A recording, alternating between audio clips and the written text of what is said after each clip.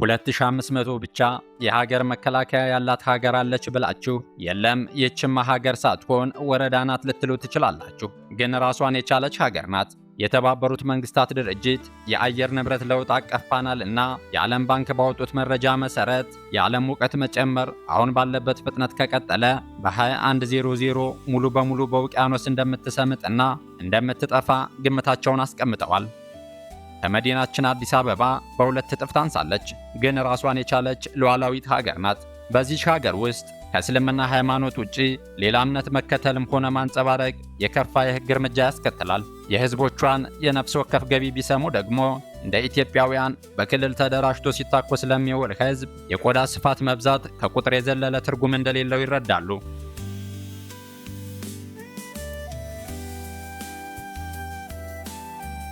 ብዙዎቻችን ማልዲቭስ የምትባል የራሷ መንግስት ያላት የትንንሽ ደሴቶች ስብስብ ሀገር ስለመኖሯ መረጃው የለንም። ወይም ደግሞ ስለ ማልዲቭስ ስናስብ ቀድሞ ወደ አእምሯችን የሚመጣው ሰማያዊ ውቅያኖስ፣ ነጭ አሸዋና የቱሪስት መዳረሻ ሀገር መሆኗ ነው።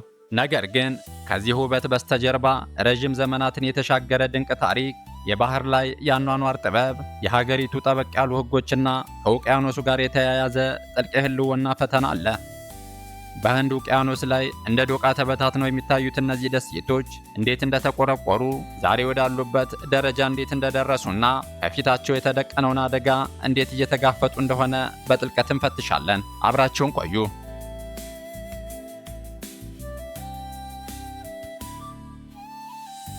ማልዲቭስ በደቡብ ኤዥያ በህንድ ውቅያኖስ ላይ የምትገኝ የራሷ ገዢ መንግስት ያላት ደሴት ናት። 1192 ያህል ትናንሽ የኮራል ደሴቶች ያሏት ሀገር ናት። ከነዚህ ደሴቶች መካከል ግን ህዝብ የሚኖርባቸው 200 ያህል ብቻ ናቸው። የደሴቶቿ የየብስ መሬት ተደምሮ 298 ካሬ ኪሎ ሜትር ብቻ ሲሆን ይህም ከመዲናችን አዲስ አበባ አጠቃላይ የየብስ ስፋት 527 ካሬ ኪሎ ሜትር ጋር ሲነጻጸር አዲስ አበባ ማልዲቭስን በእጥፍ ገደማ ትበልጣታለች። ሆኖም ግን ማልዲቭስ በየብስ ስፋቷ እጅግ አነስተኛ ብትሆንም እኛ ኢትዮጵያውያን የሌለንና የሚያስፈልገን የሚያስቀና ግዙፍ የውቅያኖስ ሀብት ባለቤት ናት። በዓለም አቀፍ የባህር ሕግ መሰረት የራሷ ያደረገችው የባህር ክልል ስፋት ከ900,000 ካሬ ኪሎ ሜትር በላይ ሲሆን ይህም የባህር ግዛቷ ከየብስ መሬቷ በ3000 እጥፍ እንዲበልጥ አድርጎታል።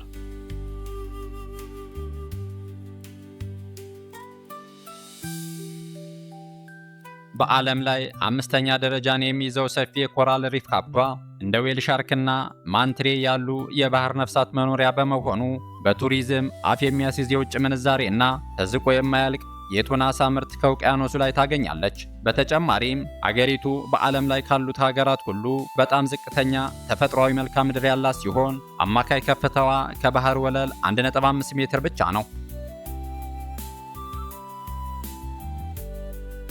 ማልዲቭስን ከ2500 ዓመታት በፊት ከደቡብ ህንድና ከስሪላንካ የመጡ አሳ አጥማጆች እንደመሰረቷት ይነገራል። በጥንት ዘመን ነዋሪዎቿ የቡዲዝም እምነት ተከታይ የነበሩ ቢሆንም በ12ኛው ክፍለ ዘመን የአረብ ነጋዴዎች ወደ ደሴቷ መምጣት ጀመሩ። በዚህም ምክንያት እንደ አውሮፓውያን አቆጣጠር በ1153 መላው የደሴቲቱ ህዝብ የእስልምና እምነትን ተቀበለ። ከዛ ጊዜ ጀምሮ ማልዲቭስ በሱልጣኖች የምትመራ እስላማዊ መንግስት ያላት ሀገር ሆነች። እንደ አውሮፓውያን አቆጣጠር በ2008 አዲስ ህገ መንግስት በማጽደቅ ወደ ፕሬዝዳንታዊ ዲሞክራሲ የተሸጋገረች ሲሆን ዛሬ ላይ የብዙ ፓርቲ ስርዓት ያላት ሀገር ናት።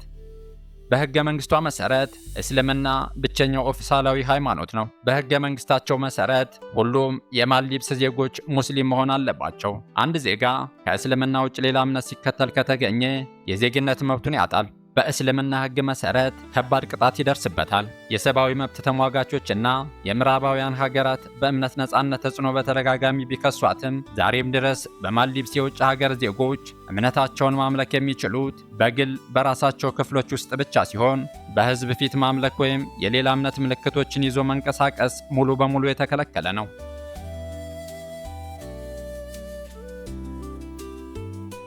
በሀገር ውስጥ ህዝብ በሚኖርባቸው ደሴቶች በማሌ ከተማና አየር መንገድ ውስጥ አልኮል፣ የአሳማ ስጋና ከእስልምና ውጭ ያሉ የሃይማኖት መጻሕፍት ለምሳሌ መጽሐፍ ቅዱስ ይዞ መገኘት ወይም ማስገባት በጥብቅ የተከለከለ ነው።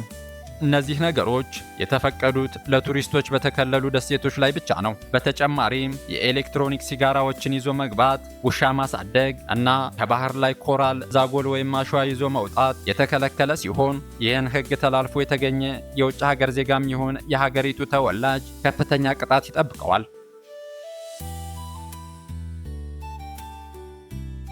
በማልዲቭስ ሴቶች ቱሪስቶችንም ጨምሮ ትከሻቸውንና ጉልበታቸውን የሸፈነ ልብስ የመልበስ ግዴታ አለባቸው። የዋና ልብስ ወይም ቢኪኒ የሚፈቀደው ለቱሪስት በተከለሉ የባህር ዳርቻ ሪዞርቶች ብቻ ነው። በሕዝብ ፊት ከልክ ያለፈ የፍቅር ስሜት ማሳየት በሕግ የተከለከለ ነው። የሀገሪቱ ዜጎች ለቱሪስቶች በተዘጋጀ ደሴት ካልተቀጠሩ በቀር አልኮል መጠጣት ወይም ማስተናገድ አይችሉም። ማልዲቭስ ከህንድ ውቅያኖስ ባሻገር ህንድና ስሪላንካ ያዋስኗታል። ሙሉ በሙሉ በውሃ ላይ የተመሰረተች ስለሆነ በየብስ የሚያዋስናት ሀገር የለም። ከሞሪሼስ ጋር የነበራትን የባህር ክልል ውዝግብ በዓለም አቀፍ የባህር ሕግ ፍርድ ቤት በኩል በህጋዊ መንገድ ተካፍላ ጨርሳለች። ሀገሪቱ የውጭ ወረራ ስጋት የሌለባትና የሀገር ውስጣዊ ወንጀል ምጣኔ እጅግ አነስተኛ የሆነ ሰላማዊ ሀገር ናት። የመከላከያ ሰራዊቷ ማልዲቭስ ናሽናል ዲፌንስ ፎርስ የሚባል ሲሆን ከ2500 እስከ 3000 አባላት ያሉትና በዋናነት የባህር ክልሏን ከመጠበቅና የታጠቁ የባህር ወንበዴዎችን ከመከላከል ጋር የተያያዘ ስራ ይሰራል። የፖሊስ ሰራዊቷ ደግሞ ከ4000 እስከ 5000 አባላት ያሉት ሆኖ የውስጥ ደህንነትን ያስጠብቃል። ከሀገሪቱ አጠቃላይ የመሬት ስፋት 80 በመቶ የሚሆነው ከባህር ወለል በላይ ከ1 ሜትር በታች በመሆኑ የዓለም ሙቀት መጨመር እና የባህር ወለል ከፍታ ህልውናዋን የሚፈታተን ትልቅ የመጥፋት አደጋ ደቅኖባታል። ሳይንቲስቶች እንደሚገምቱት በሙቀት መጨመር ምክንያት እንደ አውሮፓውያን አቆጣጠር እስከ 2100 የባህር ወለል ከፍ እያለ ከሄደ መላዋ ማልዲቭስ በውሃ ሰጥማ ልትጠፋ እንደምትችል ሐሳባቸውን አስፍረዋል። ይህን ተከትሎ የማልዲቭስ መንግስት እጁን አጣጥፎ አልተቀመጠም። አደጋውን ለመመከት አገሪቱ በርካታ ቅድመ ዝግጅቶችን እያደረገች ትገኛለች። ለምሳሌ ማልዲቭስ ፍሎቲንግ ሲቲ የተሰኘ ተንሳፋፊ ከተማ ከባህር ወለል ከፍታ ጋር አብሮ የሚንሳፈፍ እስከ 20,000 ሕዝብ የሚይዝ ከተማ በመገንባት ላይ ትገኛለች። በተጨማሪም የባህር አሸዋ በመከመር ከባህር ወለል ከ2 ሜትር በላይ ከፍታ ያለው ትልቅ ሰው ሰራሽ ሁሉማሌ የተሰኘች ደሴት እየገነቡ ሲሆን ወደፊት የተፈራው ቢሆንና ደሴቶቹ የመስጠም አደጋ ቢገጥማቸው ህዝቦቿን በእነዚህ ቦታዎች ላይ ለማስፈር ዝግጅቷን ጨርሳለች። ባስ ካለና ነገሩ ከቁጥጥር ውጭ ከሆነ ግን ህዝቦቿን ሙሉ በሙሉ ወደ ሌላ ሀገር ለማስፈር የመሬት መግዣ ተጠባባቂ ፈንድ ወይም ሶቨሪን ዌልዝ ፈንድ አቋቁመዋል። የማልዲቭስ ኢኮኖሚ ዋና ምሰሶ የቱሪዝም ዘርፍ ነው። ማልዲቭስ በደቡብ ኤዥያ ከፍተኛ አማካይ ገቢ ጂዲፒ ፐር ካፒታ ያላት ሀገር ስትሆን ህዝቧ ግማሽ ሚሊዮን ገደማ በመሆኑ በዓመት አንድ ሰው ከ12000 እስከ 14000 አሜሪካ ዶላር ገቢ ያገኛል። ይህም የሆነው በአንድ ሰው እስከ 30000 ዶላር የሚያስከፍል የቅንጦት ሆቴሎች በመኖራቸው በግዙፍ የመሰረተ ልማት ግንባታዎች እና የባህር ላይ አውሮፕላን ትራንስፖርት አይነት መዝናኛ ቦታዎችን በማስፋፋቷ ነው። ሁለተኛው ትልቅ የኢኮኖሚ ምንጯ የቱና ዓሳ መገኛ ሀገር በመሆኗ ነው። የሀገሪቱ ገንዘብ ማልዲቪያን ሩፊያ የሚባል ሲሆን አንድ የአሜሪካ ዶላር በ15 የማልዲቪያን ሩፊያ ገደማ ይመነዘራል። ሀገሪቱ ዕቃዎችን ከውጭ የምታስገባ በመሆኗ የኑሮ ውድነት ይስተዋልባታል። በሌላ በኩል ማልዲቭስ በደቡብ ኤዥያ ከፍተኛው የትምህርት ተደራሽነት ያላት ሀገር ናት። ወደ 98 የሚሆነው ህዝቧ ማንበብና መጻፍ ይችላል። ዋና ከተማዋ ማሌ ከኛ ከአቃቂ ቃሊቲ ክፍለ ከተማ አትበልጥም። ስፋቷ 8 ካሬ ኪሎ ሜትር ገደማ ብቻ ቢሆንም ከ200,000 በላይ ህዝብ የሚኖርባትና በዓለም ላይ በህዝብ ብዛት በጣም ከተጨናነቁ ከተሞች አንዷ ናት። ኦፊሳላዊ ቋንቋዋ ዲቪሂ የሚባል ሲሆን ከቀኝ ወደ ግራ የሚጻፍ ታና የተባለ ልዩ ፊደል አለው።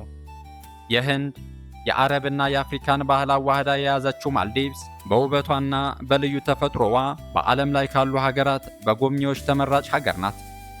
የዛሬው ዝግጅታችን ይህንን ይመስል ነበር። ለቻናላችን አዲስ ከሆናችሁ ሰብስክራይብ ማድረጋችሁ እንዳትረሱ። በሚቀጥለው ፕሮግራም ሌላ አስደናቂ ታሪክ ይዘንላችሁ እስክንመጣ ድረስ ቸር ሰንብቱ።